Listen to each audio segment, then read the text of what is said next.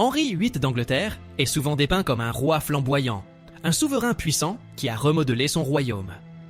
Mais derrière la couronne et les fastes de la cour se cachait un homme impitoyable, prêt à sacrifier les femmes de sa vie sur l'autel de son ambition.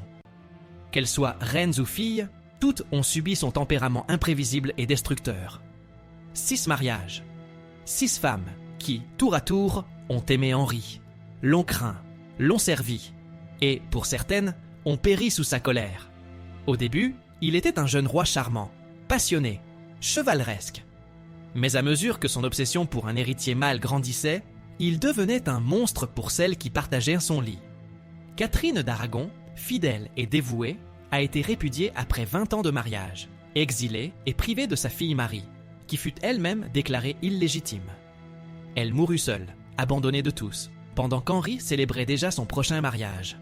Anne Boleyn, la femme pour laquelle il avait défié le pape, ne fut pas épargnée.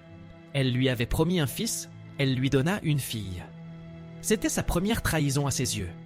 L'amour passionné du roi s'effaça au profit du mépris.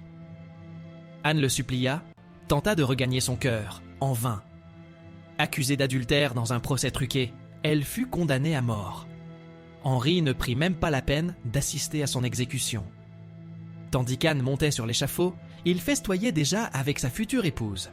Jeanne Seymour, la seule qu'il prétendit aimer réellement, n'eut pas de meilleur sort. Elle lui donna enfin l'héritier tant attendu, mais son triomphe fut de courte durée. Elle mourut quelques jours après son accouchement. Henri versa quelques larmes, puis chercha déjà une nouvelle épouse. Anne de Clèves fut humiliée et répudiée,